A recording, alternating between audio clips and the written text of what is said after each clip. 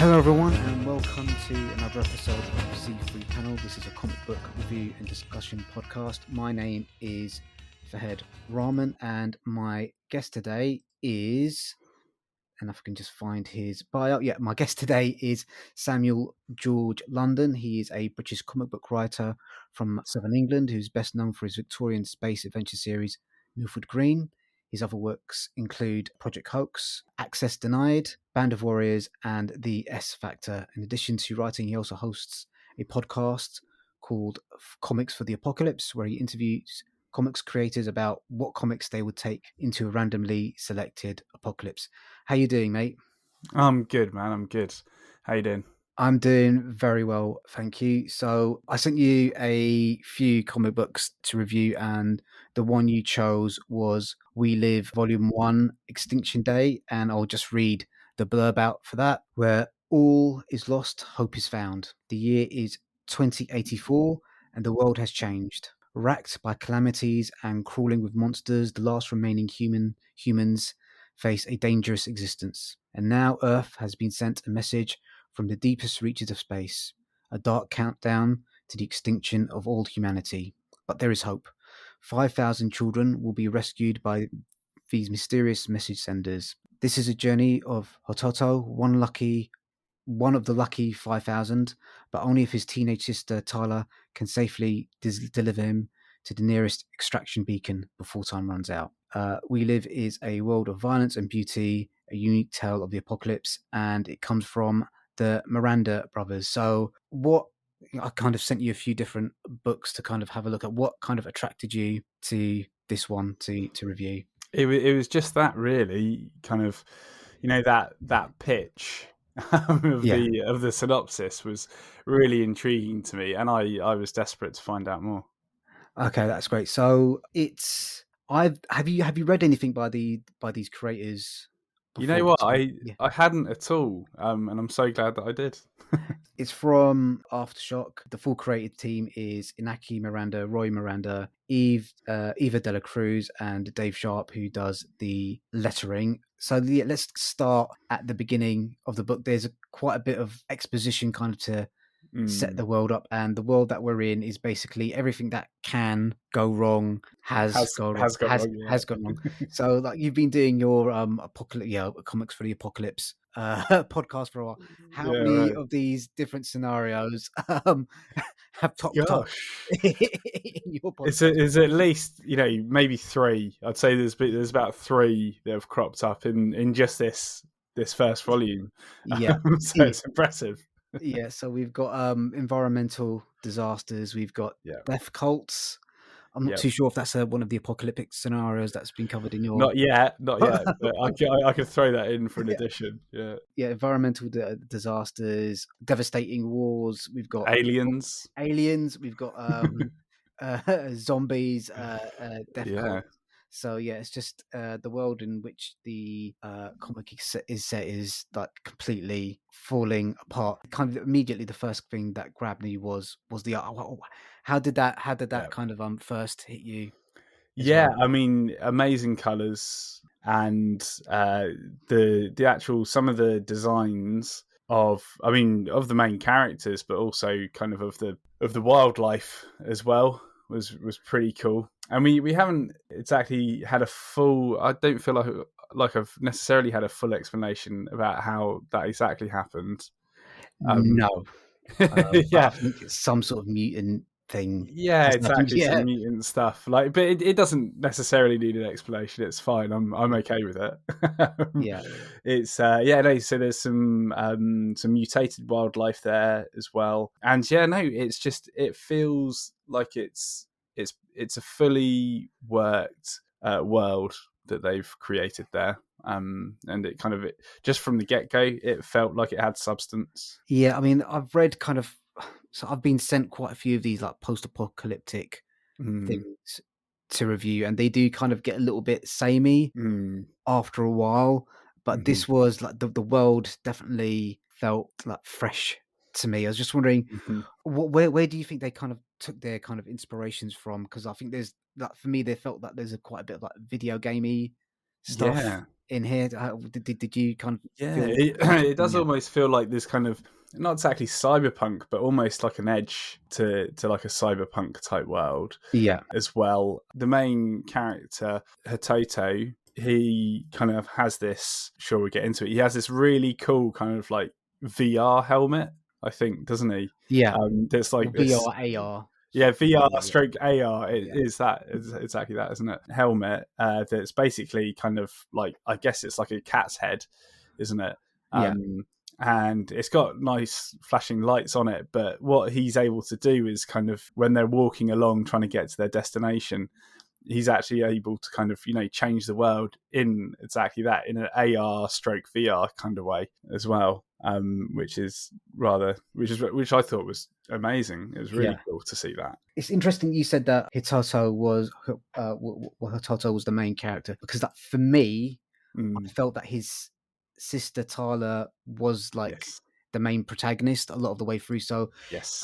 they are right. both, so Hototo and Tyler are siblings. They are orphaned. They're set to survive in this world that's awful. Hototo's been given one of these bands that marks him as one of the 5,000 people on Earth that's chosen to be saved, and it's kind of up to her to get her brother to one of these beacon points, and it's going to be a really like dangerous journey. And she hasn't, like, one of the emotional strains in the story is that she has to stay behind, and she hasn't communicated to him, because her thing is trying to protect him, kind of not just from like reality of what's going on, not just from the physical dangers, but the actual emotional and mental understanding of like how bad the things are to kind of, and I think that virtual reality helmet thing plays into that a little bit as well. Yeah, totally. Yeah. Like just living in his own world, literally. Yeah. And yeah, no, I thought that was a really good bit of story writing right there. And then, of course, I guess like later, it's really cool actually. So you haven't mentioned that it comes with a music soundtrack, as well, which is really cool. So they got like I think it's like six or seven tracks, haven't they? And they got 6 or 7 QR codes. Yeah, you can actually kind of scan as you go, so that you kind of can listen to the soundtrack whilst you're looking at certain pages, which is really cool. And one of them is a letter to Hototo, isn't it? Or yeah, I think it's. How are we pronouncing it? I believe it's, well, because I've changed it every single time I've said it. I think it's Hototo. Hototo. Cool. Yeah. Great. Like yeah, so a letter to her little brother, and they're on a train, aren't they, when he gets to read it. And yeah, no, it's just incredibly heartfelt, and like reading it with the music as well. I don't know, just heightened it even more. Okay, I thought that was nice. It's interesting you listen to it, the music. I made the kind of deliberate choice, not to listen to it with the music. I don't know. I don't know. Say gimmicky. Reader's choice. It's kind of. I don't know. I'm not one of this. Like I can't really multitask that well. So if there's like a song in the background, I find like my attention kind of like gets kind of split. Sure, man. A little bit, but yeah. So did you kind of listen to like all the musics, all the songs as you were reading the book? Yeah, I did. Yeah. I literally just as I was going through, scanned and listened, and because I read all kind of like the blurb at the start and things, and kind of they were saying that the idea of it was obviously to try and heighten the emotion and things as well. And I felt like it did in the right spots, and they did a good job, I thought.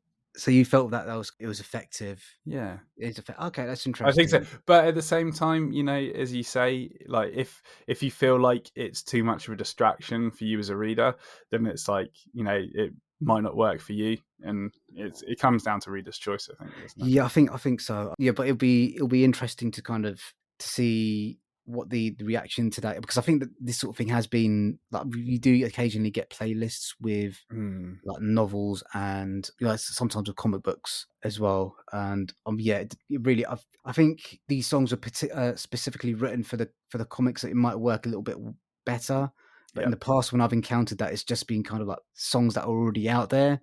Right. So These were specifically created, so they obviously knew a musician, and that musician has created songs based of the actual comic. So I think one of the Miranda brothers actually has got a background in music, so maybe someone there kind of helped him out. Yeah, let's talk a little bit more about the story. So it's basically a journey story. It's the story of their journey from where they are to the extraction point, and they're initially guided by this old geezer Simon, who's just this kind of like badass, kind of like traveling person with shotguns, sniper skills and that sort of thing. All sorts of gadgets and knowledge.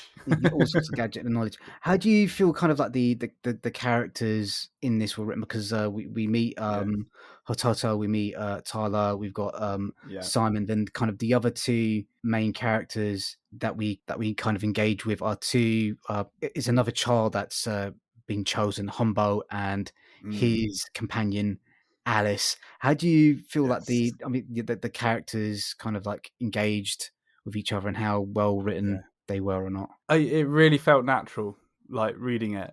I thought they were really well written, and they led into each other really well. Kind of from the start, it kind of feels like Simon. I mean, he is a major part of it, but his story ends fairly quickly. It felt really kind of I thought the setup of the whole thing was really well done, from kind of like the prologue through the TV report, because we start off with this TV report of kind of where Earth is at, and kind of the whole situation of these aliens have kind of given them an ultimatum that not exactly an ultimatum, but they've said that you've got an extinction date, but we're going to help you out. We're going to give you 5,000 places to get off your rock, to 5,000 children. And then, you just have to make sure that they're at certain extraction points, and then we'll take them off your planet for you. And then, we go into this whole thing that, Simon, he's a bus driver, basically, but a well-equipped bus driver to the extraction points. But they essentially crash. Just trying to remember. Exactly they kind of initially the journey goes semi well, but then that was one thing I did find a little bit weird. Was I think it must have been released as kind of individual issues, and I think sometimes there's a little bit disjointed, like from one issue to another. So like the bus crash, that really, it didn't really have much set up. So kind of we open up on a new chapter, and okay, the bus has crashed, and then there's another section later on in the book where I think Tala and Hototo end up in a scientist lab, and there's no kind of like indication of how they got there. And then so it's kind of how did you? I mean, if I've got a criticism, that's kind of one of them. Yeah, I think you're right. Yeah, there's a couple of points where like it feels like it definitely jumps without necessarily any explanation. I mean, it feels like you're able to connect the dots yourself, but like at the same time, it's like there probably should have been some sort of explanation as to exactly how that happened. Well, I mean, okay, it would have been like nice to have like, I don't know, like the problem with comic books, it's like limited real estate. You've only got so many pages to tell your story, but something somewhere to explain how they would have got there would have been kind of nice. I think that would have made the story smoother for sure. Just sort of a little bit disjointed. One of the things that I kind of mentioned that is kind of really well written. So we both write comic books. How did you feel? There's kind of at points there's kind of quite a lot of text on the page, but they managed to balance it quite nicely. With the art. How do you feel? Is that something you kind of agree with? Do you think the amount of text on the page kind of managed were balanced well with the art? Generally, yes. There were a couple of pages where it overstepped the mark, really, I think, where it was too text heavy. But obviously, as you kind of explained before, like sometimes like you just, as a writer, you need to get that stuff out there, and kind of like you're quote unquote willing to sacrifice, 1 or 2 pages where you can, you have an imbalance there just so that you can get those story elements out there to the reader, basically. But on the whole, it wasn't, pages where it was integral that you see the art. So I think they balanced it from that perspective. But I'm kind of on the last podcast I recorded. One of the bad examples where like someone's written too much text. I was kind of mentioning Brian Michael Bendis's, and it was literally like reading a film script. You couldn't see any any of the art at all. That the text bubble distorted the art in like weird ways. So I think there is quite a lot of text in the book, but generally speaking, it does balance out quite well because we do have there are some really brilliantly realized action sequences in the book. So I think kind of there are some sections where it's a little bit text heavy, but the action sequences are kind of like brilliantly choreographed. Do you want to kind of talk about that? Totally. There was definitely there's a moment. I want to try and avoid spoilers. Spoilers. Spoilers. But for instance, when they come across this lion, and it's a mutated lion, so it's got like green skin and stuff. It's green skin. It's got like 8 eyes. It's got like an arachnid face, but it's a lion type thing. And then Simon, with his deep knowledge and kind of gadgets, he kind of does this like peacock thing, doesn't he? Like this neon peacock thing, like to try and chase it away. But then like some guard dude like just shoots the lion straight up. Yeah. And then Simon's really annoyed, and he's really annoyed because not just the fact that he just unnecessarily killed a lion, but also at the same time, now all of the other, and they're called rapiers, aren't they? I think they call them. All of the other rapiers in the area will smell that blood and come hunt them down. And then they eventually end up kind of like in this, these wetlands where they're kind of walking through these reeds, and he says, we're out of the woods now because, all the smell of the blood from the killed rapier has come off of us, and we're all hunky-dory and we're fine. Yeah. And then literally the next page, there's like 30 rapiers around them. It's like game over. Yeah. That's really well constructed. And then obviously there's a lot of fallout and death after that. Yeah. But one of the other things as well is that it's revealed that Alice is a mutated gorilla. Yeah, basically, and Alice is like the friend and protector of Humbo. That's it. Yeah, of Humbo. Basically, and Alice goes crazy, manages to, I think, kill a couple of lions, and that enables Hatoto and Tala to escape. Basically, and I thought that was a really cool action scene. Yeah, I think that sequence. And then there's a sequence on a train later on in the book. I think probably as well with the death cult. Yeah. With I think my two that sequence on the train was like genuinely it was like very tense. So I think trains are always kind of a good place to have like a set piece for an action sequence, because you've got that kind of like funnel of where the violence has to follow. So yes, I felt those two set pieces worked kind of especially. I'm just wondering how we kind of approach the ending, because obviously I want to talk a little bit about the ending without giving away too much spoilers. So let me put it this way: this kind of the story starts off as one type of thing, and then at the end you realize, it's telling a different story. So do you want to type without like giving away too many spoilers? Right. So I mean, as I said at the beginning, so kind of from the get-go, we know that this alien, like we learn later that it's like the Galactic Alliance of some kind, isn't it? High Council, Supreme Council, or something like that. And the fact that they're trying to save the human race to a certain extent by offering 5,000 places free off the planet. But as you say, it turns out that it's slightly different. It's slightly different. And I'm trying to remember what they actually say at the Supreme Council. What's the thing? Let's not Yeah, get let's too not talk about that. heavily You're quite let's right. get too Yeah, heavily you're into quite that, but right. it's kind of like it's yeah, it kind of I probably, because I don't read like the blurbs and stuff like that.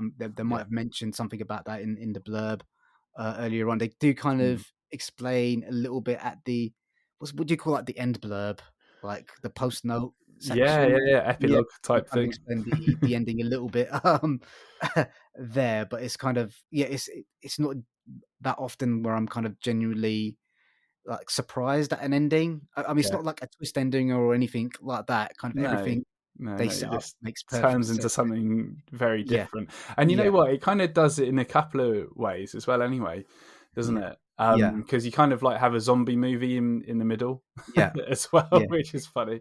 yeah. But yeah, no, it's really cool. Yeah, you've got like a zombie movie. You've got an escape from like a death cult movie Yeah, as well, and then there's a really strong, not necessarily like, I suppose like a coming of age yeah, story in here. This it is definitely.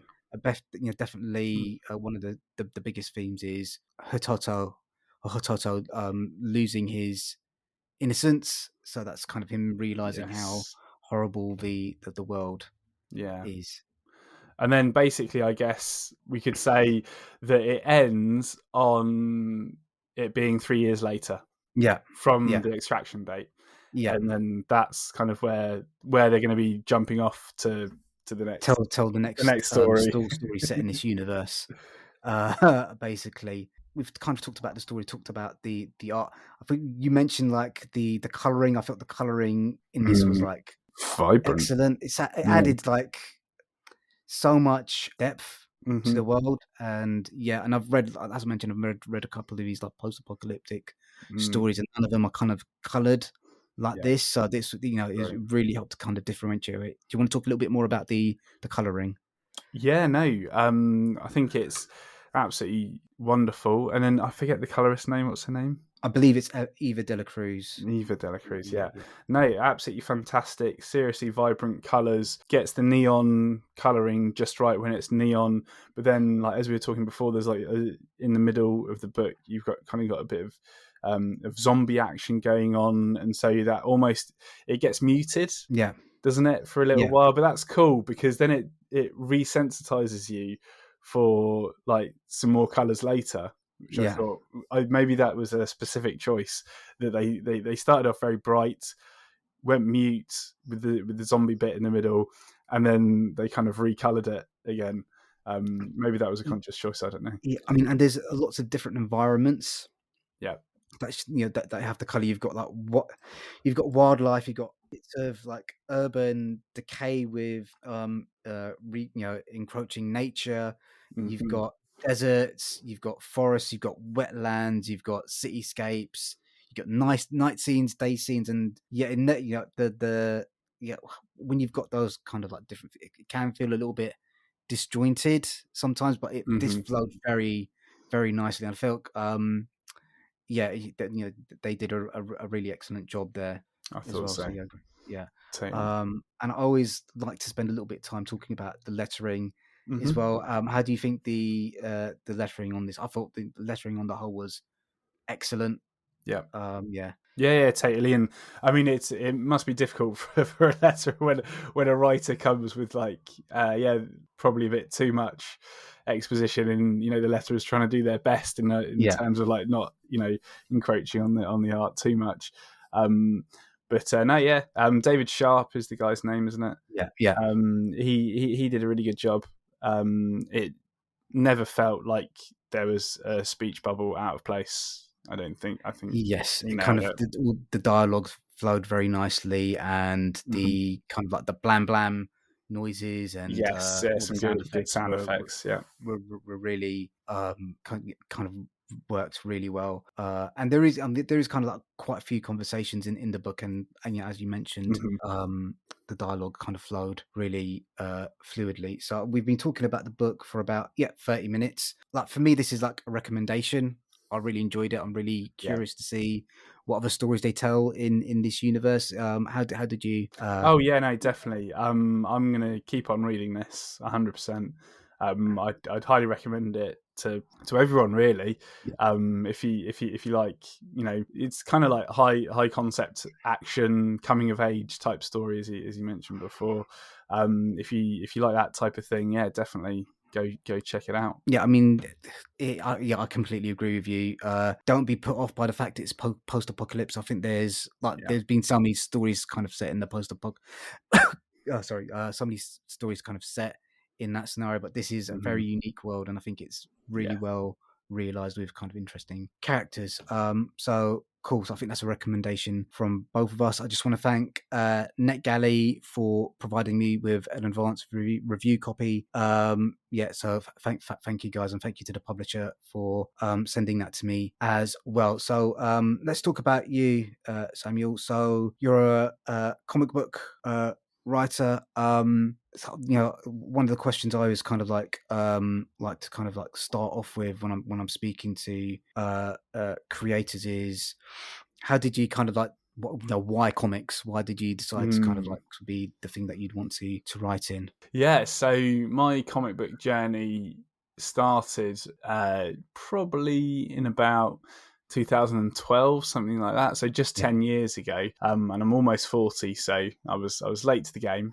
But it was as a result of The Walking Dead, in fact. So came across the show, found out about it, and discovered that it was based on a comic, and I was like, okay, that seems pretty wild to me. I didn't know that comics were like that.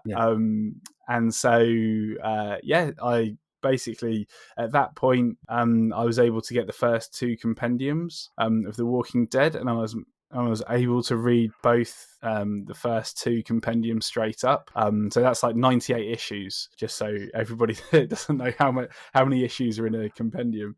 96, sorry, I think it is.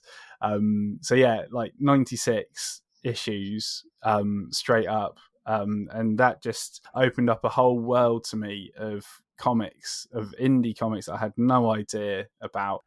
So opened up the world of Mark Millar and everything else that Robert Kirkman had done as well. Invincible, I became a massive fan of Invincible. Became a weekly reader, and then it took me a few years, in fact, before I thought, I'd like to give writing a comic a go myself. And it was in 2018 that I'd actually ended up writing my first comic, Milford Green, which is my Victorian space adventure series. And I got it on Kickstarter, and it was successful. And I've had a couple of those installments on the Pipe Dream Comics of the Year list. It was just, I just fell in love with the medium, and also the writing process of comics as well. I feel lends well to kind of how I process things creatively. So that's interesting.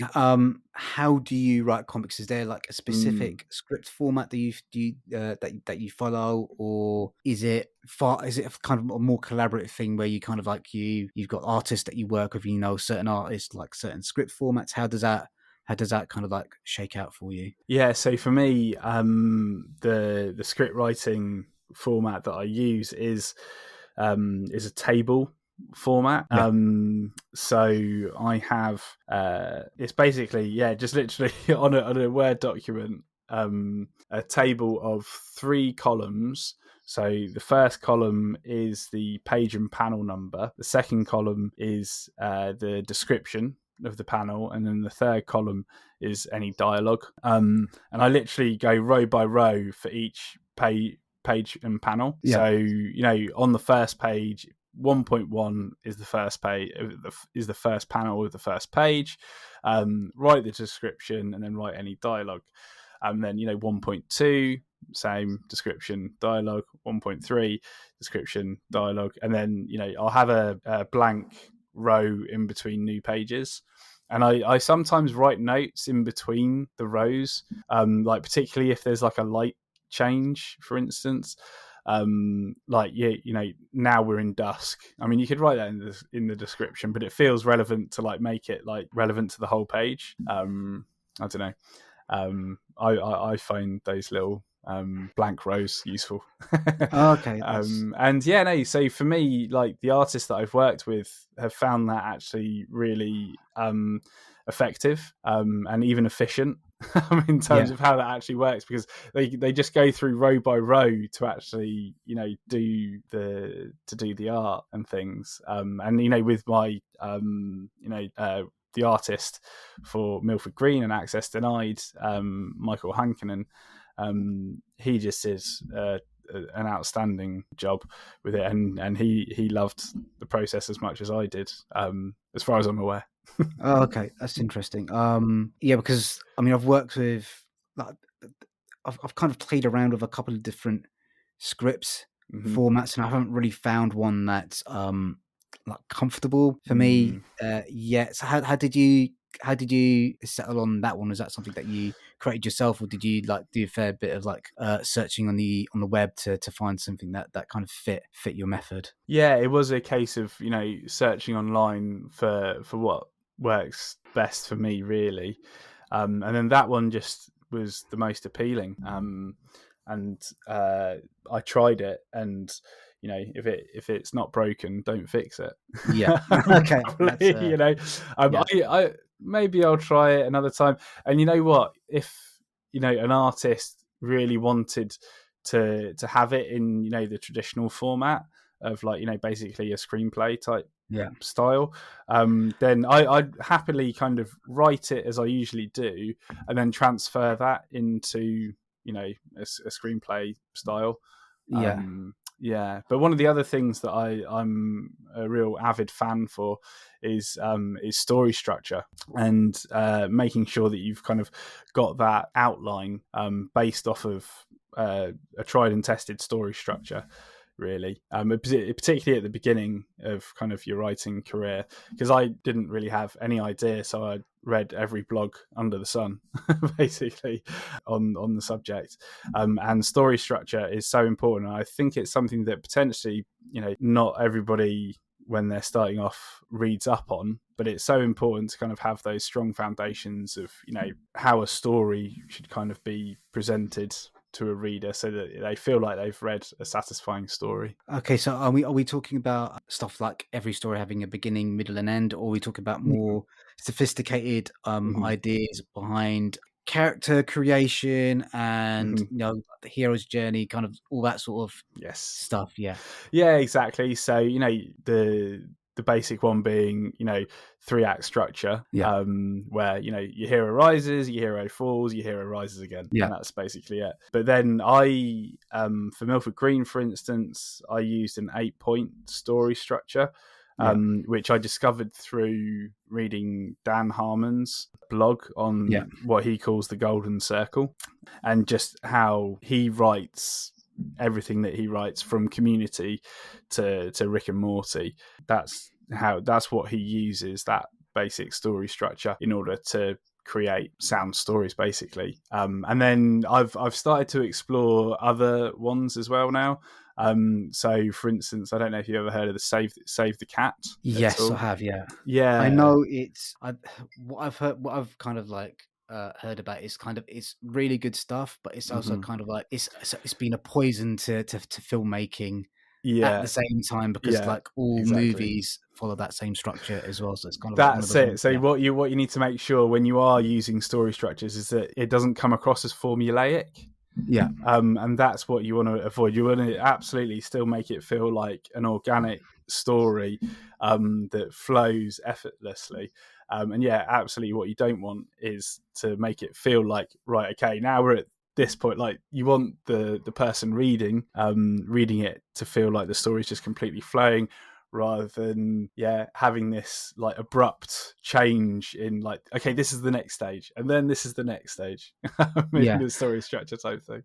Have you ever heard of Red Letter Media? Yes. It rings a bell. They they basically did what they kind of initially got famous for doing 90-minute reviews of episodes 1, 2, and 3 of Star Wars. So they did like a really deep dive critical breakdown of like why those movies didn't work. But one of the things that they did as well was they watched the first 3 Transformer movies like simultaneously. Oh my god! And at almost exactly the same time in each movie, like a similar plot point will kind of happen. Okay, so this is where the Decepticons first appear. So this is kind of like where the first chase sequence happens. Amazing. So that idea about making sure that things aren't too formulaic. Yeah, that's literally formulaic. It's just like you couldn't get any more formulaic than that, right? Yeah, that's insane. But there's some really good examples, and to a certain extent, sometimes some of it is just kind of like natural storytelling. It's just giving it a structure, really. And if you're just trying to find your feet as a writer, then I think it's really important to try and understand that so that you can hone your craft.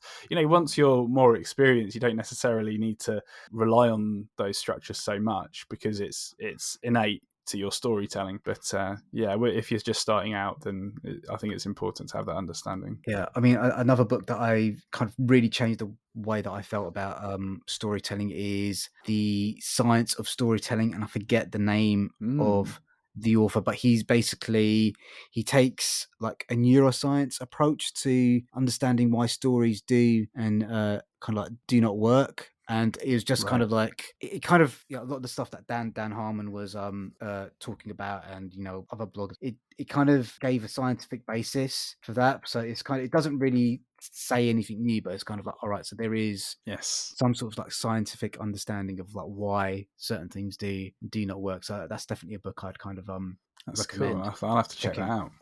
It's really kind of especially I felt it kind of really explained things really clearly about kind of certain things. So this is a question I typically ask artists that appear on the pod, but kind of like, what is your what I kind of like ask them is kind of what's your studio set up? How do you so what is your studio set up? How and when and where do you write? Yeah, so for me, by the way, it's Will's Store, I think, The Science of Storytelling. Yeah. I just found it on Audible. Yeah. Excellent. Added to my wish list. So yeah, my setup is that I've got a home office, and so I will literally just like sit down on my computer, and sometimes I listen to instrumental music, sometimes I don't. The instrumental music that I listen to is an artist called Tycho. That's Tycho. I think he's like a Canadian musician, and it's all just like electronic, instrumental, atmospheric type music, and it kind of helps me sometimes focus, and it just gets me in a rhythm sometimes. At the moment, my time is so stretched. So what I have to do is that at the moment I'm putting together a pitch for a project that I'm hoping to be quite successful with. But like, aren't we all? But basically I have to commit my Sunday evenings to actually do that, because I can't do it any other times, basically. So I will come in after I put the kids to bed, come in just before 8:00, sit down, get settled, maybe have last little bit of kind of a dinner that I've cobbled together quickly, and then dive straight into it. But I'll put my headphones on regardless as to whether or not I'm listening to music, because it feels like I get tied to the desk like that. That helps me kind of, I don't know, get in the zone for it. And yeah, it's just a case of it doesn't matter whether or not you're feeling inspired that night or anything. You just got to start typing away, basically, and just get to it. And then you can always kind of reshuffle stuff at a later date, but you just got to go for it regardless of whether you're feeling energized or inspired or anything like that. You just got to go for it. Yeah, I think that's probably the major problem with why I haven't written anything in about a year, is just I've gotten the practice of doing that, and it does Mm-hmm. it takes discipline. It's kind of It does. it's the same thing as a professional fighter going for the morning runs. You need to kind of get that road work in, and just get that practice done, whether or not you feel like do you ever do things like writing exercises, free association, anything like that, or do you very much kind of like have a plan of what you're going to be doing in every session? Yeah, no. At the moment, I very much have a plan of what's going on, and I think I'd only use writing exercises if I ever felt like I had a real writer's block, and I try to avoid ending up in a situation where I have writer's block, and the main way that I do that is when I plan a new story is to make sure that I have a strong outline for it from the get-go, so using again a story structure, a well-established story structure like the 8-point arc or Save the Cat or something like that, just so that then you have those initial story beats, so that when you're actually sitting down to write the script itself, then you're referring back to this outline, and it's like, okay, right, I'm trying to figure out how to get from this point to this point in the most organic way possible, basically.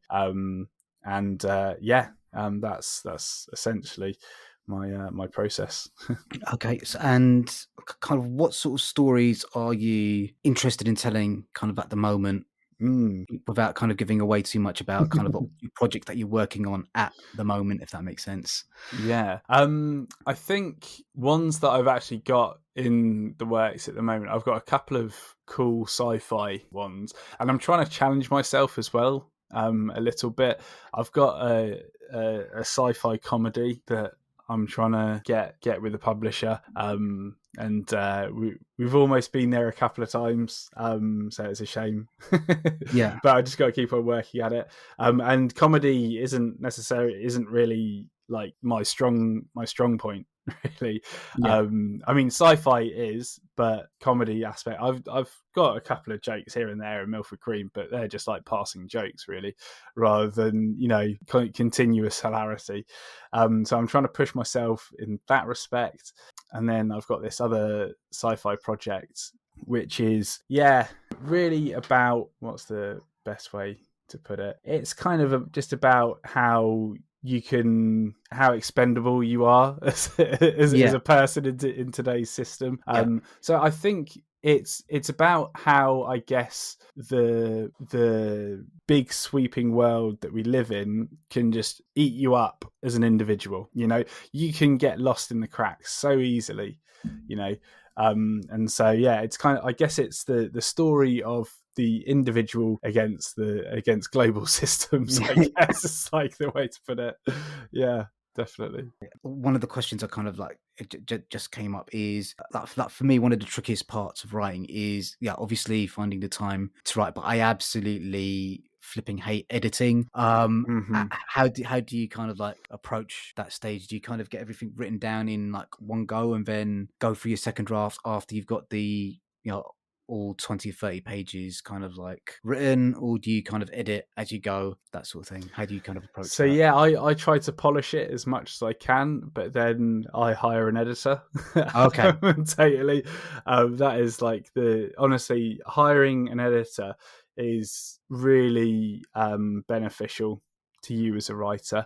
And obviously you need to find somebody that you trust to give you an honest answer as well. You don't want somebody that's just going to kind of wrap it up in smiles and rainbows. You want somebody to kind of tell you hard truths if they think that you need hard truths to be told to you. And so I've had an editor since the second installment of Milford Green. So the first one I didn't at all, but luckily I got one for the second one, Nicole DeAndrea, who currently works for Scout Comics, in fact. And she still does freelance stuff, so reach out to her if you want a good editor. Nicole is your gal. She does a fantastic job. She's helped me so much with pointing out some things that needed to be in the story that weren't there. For instance, in Beyond Milford Green, one of her points of constructive criticism was to say that there was no real moment where Alfie and Mary, the two main characters, they never really had an intimate moment. And I wrote that into the story, and it's an absolutely fantastic moment. And people have commented on it. That it was really nice to see them like actually interact like that. And it's just like little things like that can really polish a story up, that you need an external point of view on. So hire an editor, definitely. Hire an editor. So I've just got a few more questions before I'll let you go. As a writer, how do you kind of approach collaborating with like artists and letters and stuff like that? Do you feel like you need to be like the captain of the ship a little bit, or do you kind of tend to give people like free rein to kind of do what you feel that they need to do? Yeah, it's a bit of both, really. It's kind of like holding a butterfly in your hand. You can't let go entirely because otherwise it will fly away. But you can't grasp it as well because otherwise you kill it. Yeah.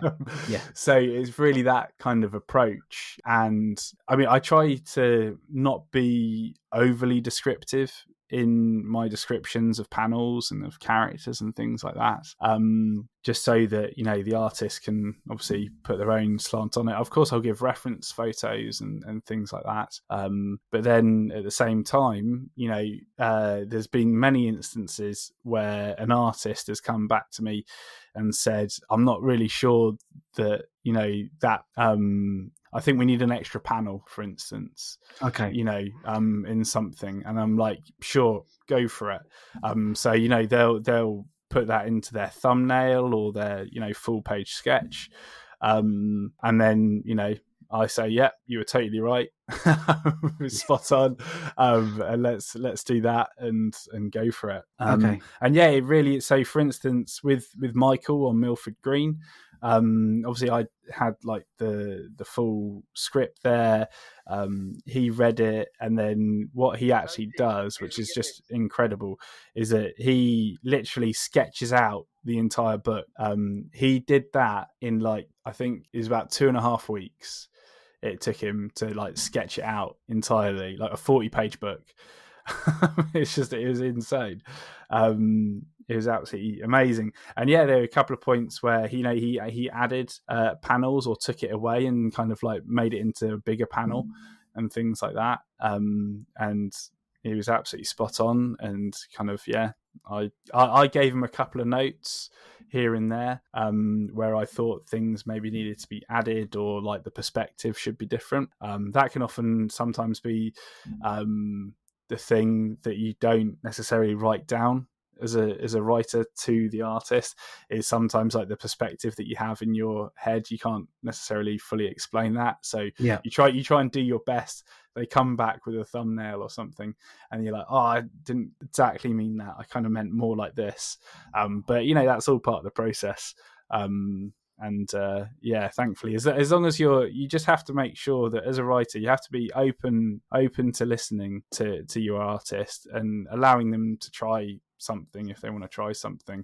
And then, if it comes back and it's better, then it's better, and vice versa. You have to make sure that you kind of, don't hold back as the, quote unquote art director to say that, I prefer not to do that because I think that kind of that doesn't tell the story that I'm trying to tell necessarily. It's just about being honest with each other. I guess. Yeah, I think that's true. So I think just a couple of more questions, and I'll let you go. So I was recently in Glasgow, and I was at an exhibition, and there was a photo of this. Let me just get this up. I'll cut this out of the podcast. Just give me a second, please. Okay, so I was at this in Glasgow, and I visited there. It wasn't Glasgow. Where was it? It's Edinburgh. Sorry.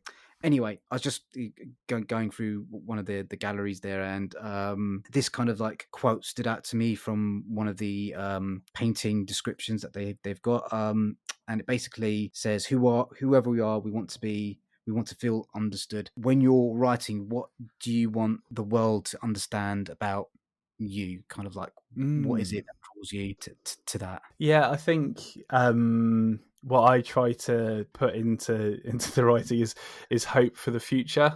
I think that, you know, where there's a will, there's a way. We can work it out together.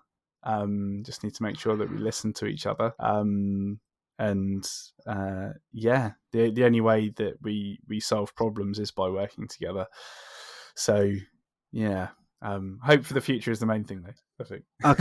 Okay. So we can do it. We can do it. Okay. Probably not. So it's a nice balance of optimism and pessimism. It's very healthy. So you know, the last one of the last questions I'll put to you is what does success look like? Yeah, great question. So, you know, in the future, I started this out just as, like, you know, I just do this like in my spare time, which I am still doing in my spare time. But one day, I mean, I'd love to potentially move into, you know, trying to become a professional comic book writer. That'd be absolutely that'd be the dream for sure. So I guess it would be a case of literally making comic book writing a full-time job.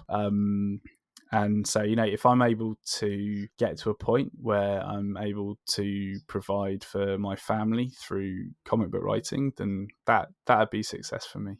Okay, that sounds great. And kind of the last question I'll kind of like put to you are what are you going to be doing next, and where can people find you on the internet? Yes. So people can find me on Twitter, Samuel G London. That's the best place. And then, yeah, my podcast, Comics for the Apocalypse. You can just search for Comics for the Apocalypse on your podcast app, and then it will come up.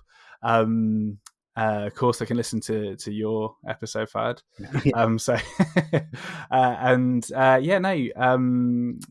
In terms of what projects I've got coming up, one of my collaborating artists, Martin Lebecki, you can find him on Twitter and Instagram.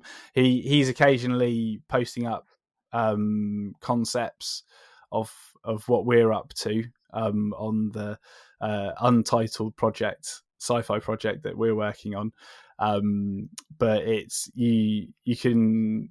I can tell you that it's based on the moon, and there are guards and there are people that are being held in a facility as well.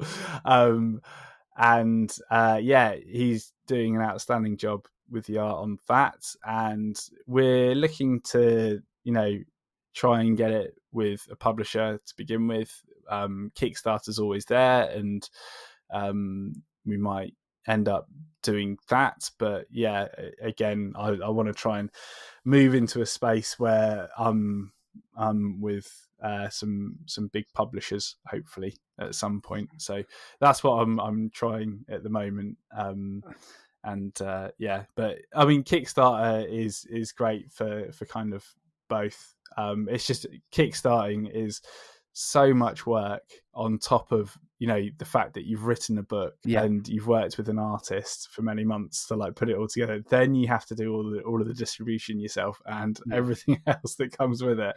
It'd just be nice to have some help with the publisher. I think I don't know if you follow any people on like publishing Twitter at all. But there's a lady on there called Sam Lounge, and she kind of like really she's kind of quite critical of like, I know comic book publishers are slightly different from kind of like mainstream trade publishing, but kind of like the question like she always asks people, right, if you're sending a script to the publisher, what are you expecting them to do that you can't do yourself?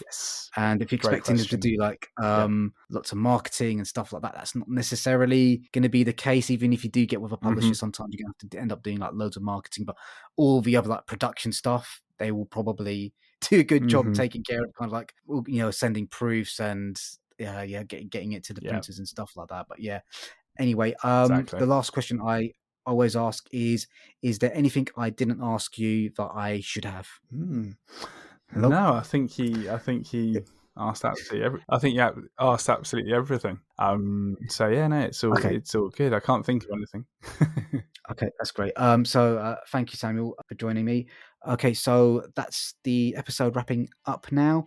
I just want to give a few quick plugs. Audiobookish, my audiobook review and discussion podcast, is going to be back in your podcast streams pretty soon. Cole is doing a really good job on our YouTube channel, doing kind of short 10-15 minute videos, kind of overviewing books that he has bought, and he's doing a really good job of explaining why certain bits of artwork work and stuff like that. So please check that out.